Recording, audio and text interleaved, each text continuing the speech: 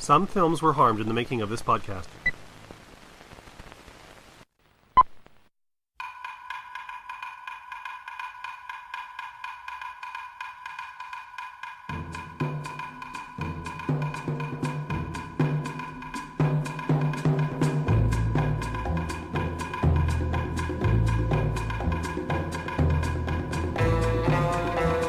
Hey everybody, and welcome to another episode of For Your Consideration, the podcast featuring roundtable discussion reevaluating the cinematic canon of past masterpieces and modern classics. I'm your host, Mike Josick. And I'm Dustin Friesenand.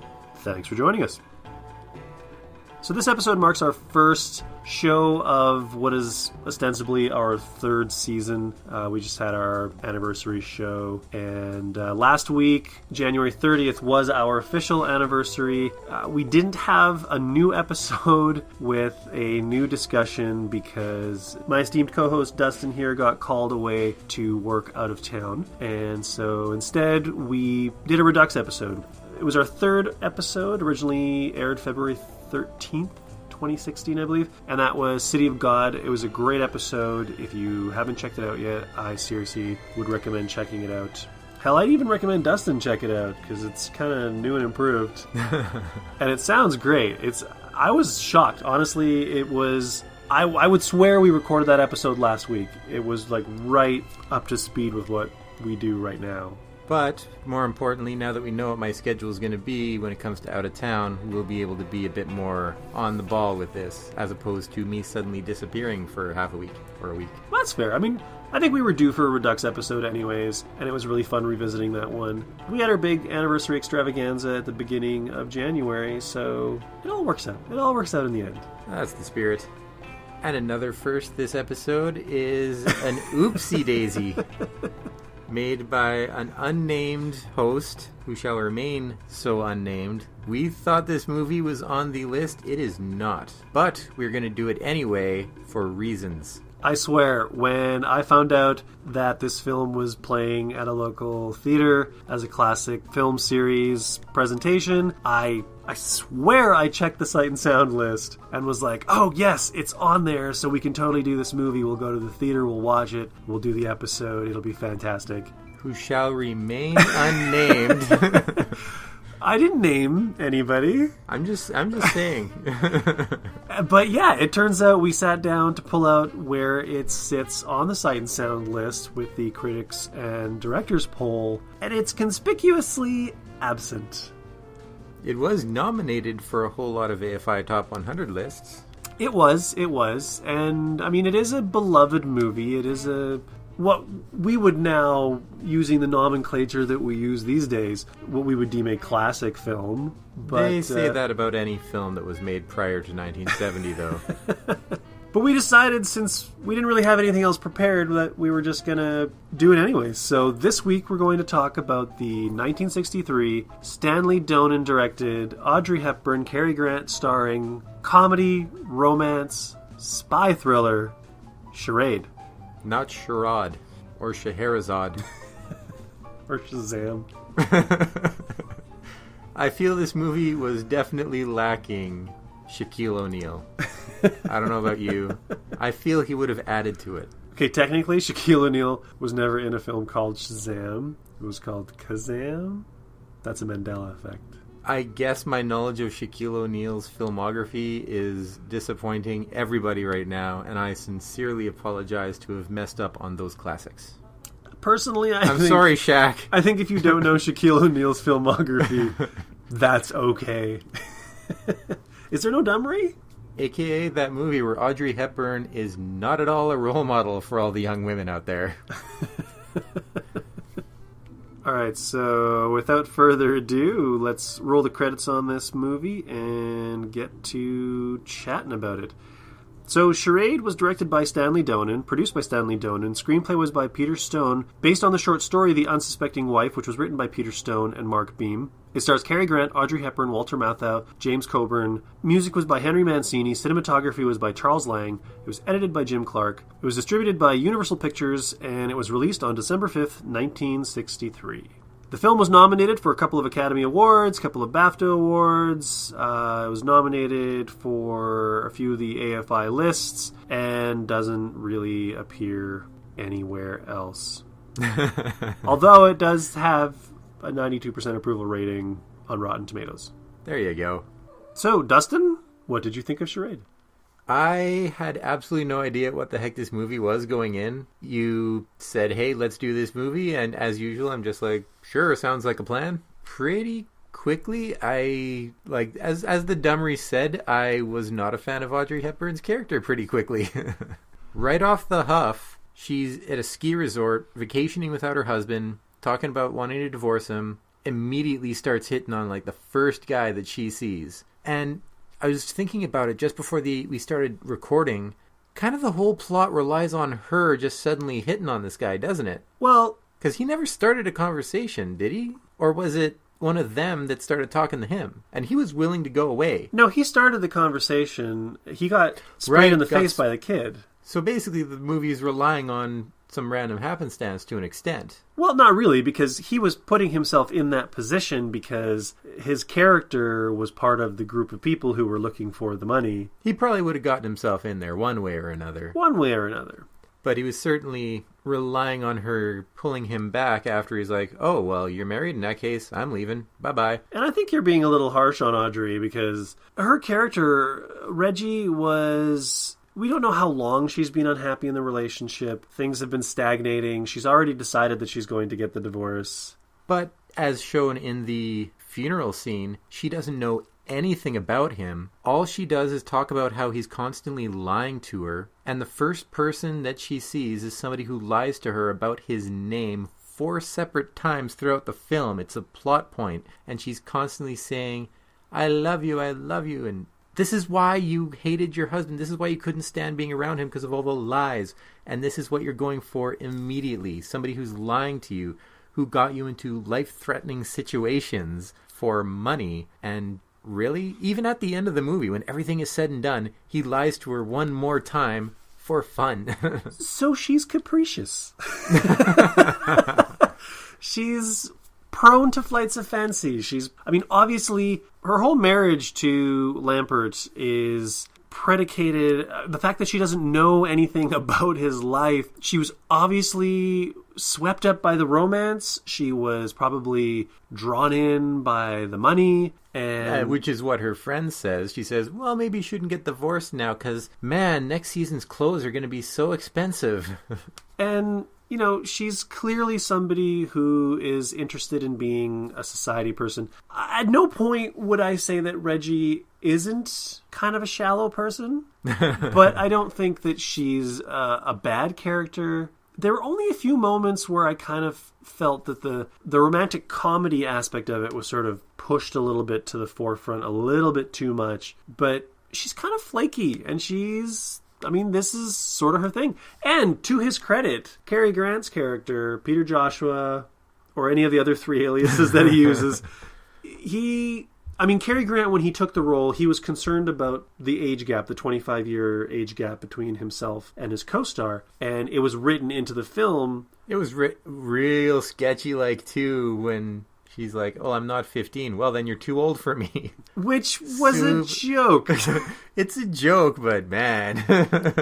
And I like the fact that what you eventually learn is that his name is Crookshank and that he works for the Treasury Department and he is trying to recover this money that got lost during the war. And he's using all of these aliases to insinuate himself into this group of thieves. And the wife of one of the guys who was part of this group of thieves, who stole the money from those thieves and has been hiding from them, and now they're looking for him. His goal is to find the money, not to find a girlfriend or a wife.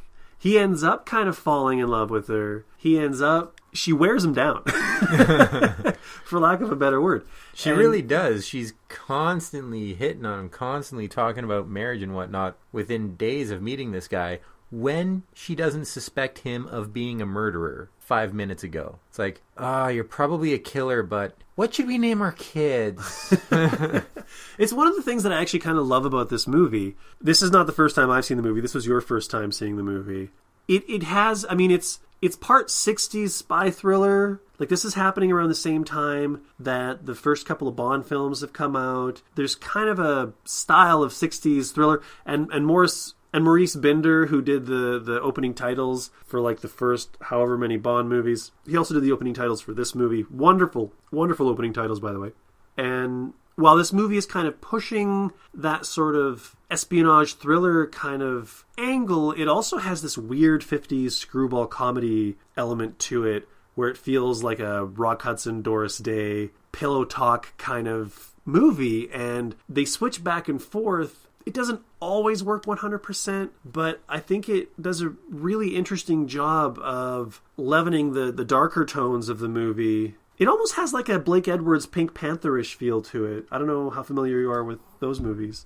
I could see that, actually. It's definitely done a bit more comedic, and like, I enjoyed the film, don't get me wrong, but I think that it focused a whole lot on the romance rather than the spy action. It was more of a romantic comedy, honestly, in my opinion, with some spy undertones. My recollection of the marketing for this movie, like in the trailers and whatnot, was that it was marketed as a romantic comedy that had these other elements to it. So they marketed it correctly.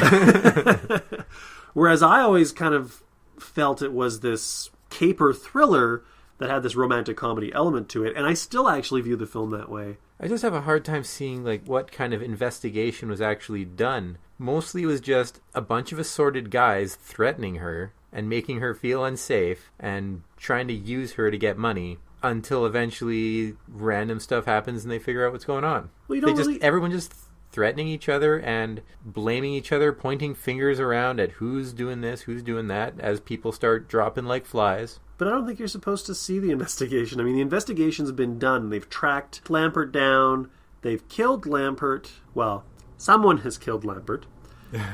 They can't find the money, and the wife is the only one who could possibly have an answer to where the money is. And so everybody is zeroing in on the wife. Who knows nothing, and quite clearly knows nothing. Which is kind of where the screwball comedy comes in. But right. There are people who are getting like stabbed and shot and drowned in bathtubs and suffocated with plastic bags. Like, it's... And the crazy angry guy's sort of thrown off of a roof and left there to hang and die, but he gets out and everybody's all buddy-buddy and just back to accusations and whatnot. But I think one thing this movie does really well is it has a mystery at its core. You're basically... The audience is Regina Lampert.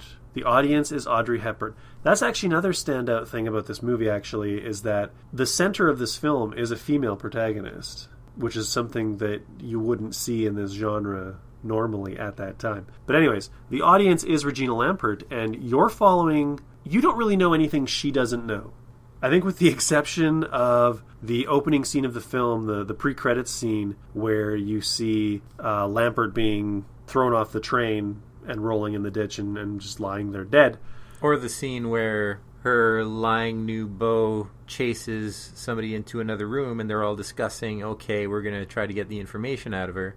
Just got to give me some time. That's one of the few scenes that she's not a part of. You don't get much more information than what she has. So everything is sort of unfolding in a very measured way, and the mystery... I mean, you literally don't know who it is until 3/4 of the way through the movie, where there's only so many people left that it could be. And honestly, it's been so long since I've seen this movie that I couldn't remember whether Cary Grant turned out to be a good guy in the end or not. Like, I couldn't remember the ending. It's basically down to, is Cary Grant going to screw everybody over in the end, or is Walter Matthau actually the one who's screwing everybody over? And of course, it ends up being Walter Matthau.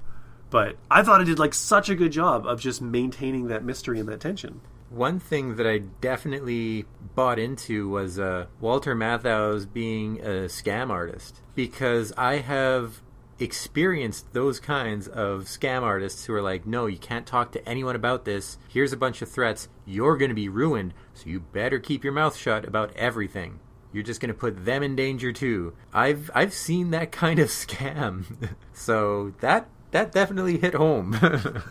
I believe that nonsense. And he was a complete turd to Audrey Hepburn, for sure. She couldn't go 2 minutes without being threatened by somebody for absolutely nothing. No, and that's part of the fun of the movie, too. I mean, she's just sort of reacting to everything, and because she's kind of clueless, there's a humor in that. And they're not really interested in killing her, because... If she's the only person who knows, then you're losing your only lead. And if she doesn't know, there's no point in killing her. Instead, we'll just flick lit matches at her. Yeah. We're going to do the Kubrick on her. Another thing that I wanted to mention, the music. We always sort of talk about the music near the end. Henry Mancini did the music for this. I think the score is great. It's a classic sort of 60s jazzy score. It's playful. It's threatening. I think he does a really, really good job of underscoring the movie, and certainly the score was not something that bothered me. It's another one of those ones that just I can't remember for the life of me. Put a gun to my head, which means it must have been doing its job. For me, it kind of, like, right from the get-go, it sort of stands out because when you have Maurice Binder doing a title sequence that's really visually striking and you've got that kind of music behind it, it's like watching a Saul Bass opening title sequence. Just lots of strong graphic elements and cool music and letters moving around and colors. And it's one of the things that, like, from the get-go, I was like, I think I'm going to like this movie. You're blocking my view. Which view would you prefer? The one you're blocking. See, it's my last chance. I'm flying back to Paris this afternoon. What's your name? Peter Joshua. Oh, mine's Regina Lampert. Is there a Mr. Lampert? Yes. Good for you. No, it isn't. I'm getting a divorce. Please, not on my account. Oh, no, you see, I don't really love him. Well, at least you're honest. Is there a Mrs. Joshua? Yes, but we're divorced. Oh, that wasn't a proposal. I'm just curious. Is your husband with you? Oh, no, Charles is never with me. What do people call you? Pete? Mr. Joshua. Oh. I've enjoyed talking with you. Oh, now you're angry. No, I'm not angry. I just have a lot of packing to do. I'm going back to Paris, too. Well, wasn't it Shakespeare who said when strangers do meet in far-off lands, they should ere long see each other again? Shakespeare never said that. How do you know? It's terrible. You just made it up. Oh, well, it sounds right. You going to call me? Are you in the book? Well, Charles is. Is there only one Charles Lampert? Lord, I hope so. So unless you have anything else to add, we could probably move into the judgment phase. It seems almost as though I'm judging this as a different kind of movie entirely or by different standards, but just watching, I found it funny. I was laughing throughout the film. I enjoyed the banter between the two leads, but I, especially in my old age, have become so very critical of any sort of romantic plot, especially ones that take place over a few days and make no sense and are steeped in just utter BS. Because I see that as something that bleeds over into how people view what romance should be. Like, that's not romance. She's scared. Here's somebody who's offering to help her, and so she's latching on to him. But that's film vocabulary. It is film vocabulary, and I have a problem with it, is what I'm saying. I'm trying to defend the movie by attacking film vocabulary. It is a very traditional romantic trope where it's love at first sight, things get intense, people get embroiled, and at the end they're talking about getting married. This has been going on for 60, 70 years. 60, 70 years? It's been going on since theater times. Romeo and Juliet is the one that I like to bring up. And that's based off of Romeus and Julieta from thousands of years before that. And it is. It's an idealized romantic situation. None of which is actually love. No, but... It's where I find it upsetting. But as I said, that's sort of a defense of the rest and why I'm so critical of it, because when I see that kind of thing and it's the forefront of a film, it's gonna grate at me the entire time. So all I see is a bunch of guys just being complete dicks to Audrey Hepburn, who latches on to the only one who's nice to her, who's doing it in order to get money. He's lying to her the whole time. That's sort of what I see. And yes, there's a lot of funny stuff going on throughout it, but that becomes a major issue for me. I can see that. But I mean, he does, like, it's through these travails that they find themselves drawn together. And if you accept the tone of the film in the genre that it's operating in, I feel that that's okay. I love this film. I've loved this film since I first saw it. I think it is incredibly charming. I think Audrey Hepburn and Cary Grant... Well, Cary Grant at times is a little bit wooden, but I think that also kind of fits his character because his character is pretending to be somebody that he's not. And trying to blow off Audrey Hepburn all the time. Yeah. So I think the performances are great. I think the writing is fantastic. I love the banter between the two of them. I love the way they use Paris. I mentioned at the beginning of the episode that, we had City of God last week. One of the things we loved about City of God is how they used Rio de Janeiro, where it wasn't like, we're going to show you all of the signature Rio de Janeiro things. This movie took place in Paris, but it showed you none of the typical... Sorry, they were on a riverboat on the Seine. Technically, the Seine is a signature Parisian... But it's not something most people are going to recognize. No. It's not the Eiffel Tower. It's not the Eiffel Tower, yeah. It's not the... It's not the mimes. It's... Champs-Élysées. It's not the... There was no baguettes. It wasn't the... Oh, they did have the cathedral... Notre Dame? Yeah. It was like the butt of a joke, though, where she was like, oh...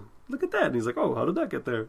But it was just like super, super quick. So, the fact that they used Paris in a way that reminded me of like how Richard Linklater used Vienna or Paris in Before Sunrise and Before Sunset, where it was more kind of ground level. It was less touristy. And I loved that about this movie. I loved the sort of schizophrenic genre bits to it. However... I don't think this movie is of the same caliber as something like Casablanca, for instance, where there's also a romance, there's also the quips and the jokes, and I think there's a lot of elements that are kind of similar in those two movies, but... As far as I'm concerned, Casablanca had an actual romance. It had an actual relationship. There was actual feelings involved that weren't just lust and excitement.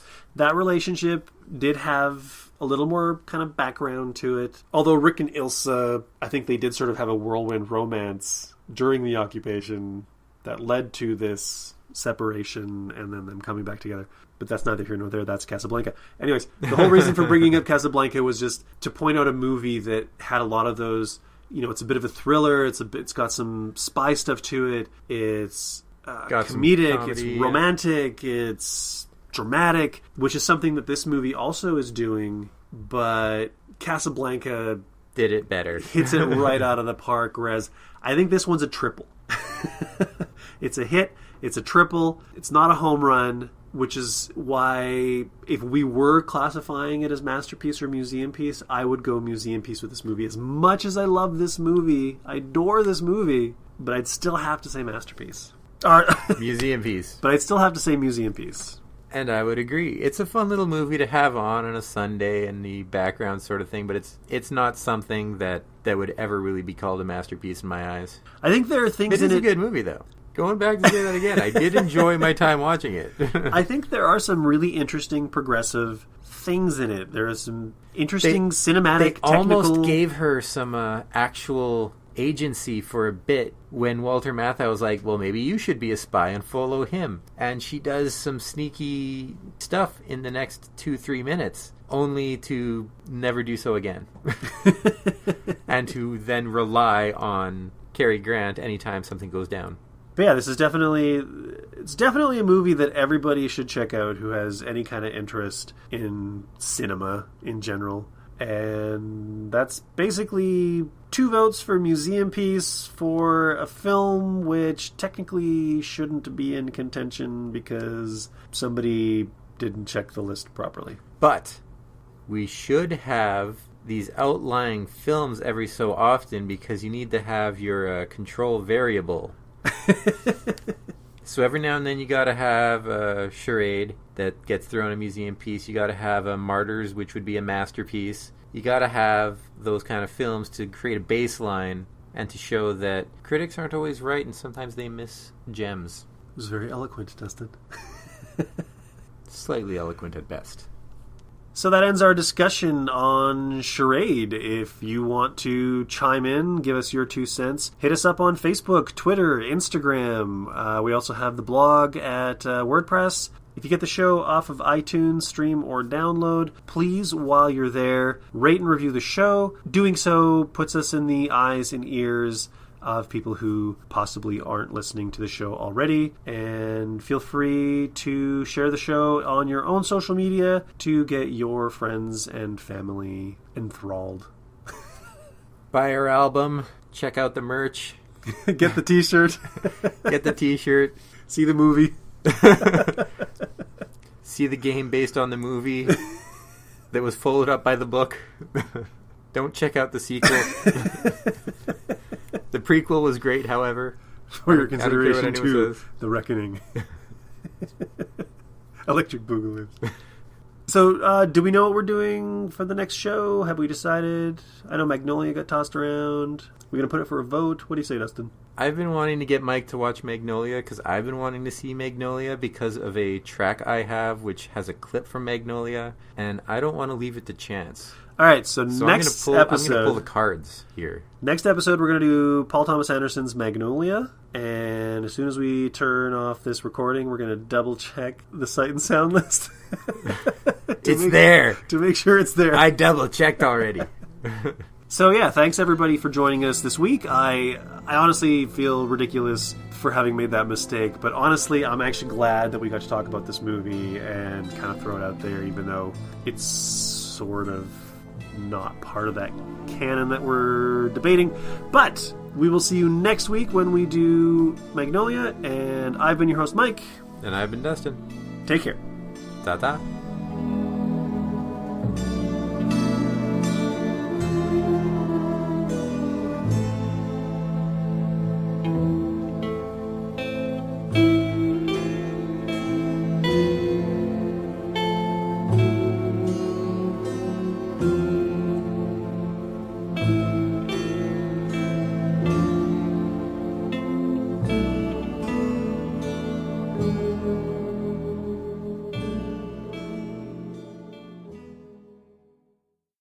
It's playful, it's threatening, I think it does a really, really good job of underscoring the movie, and it's... Why is the cat licking the floor?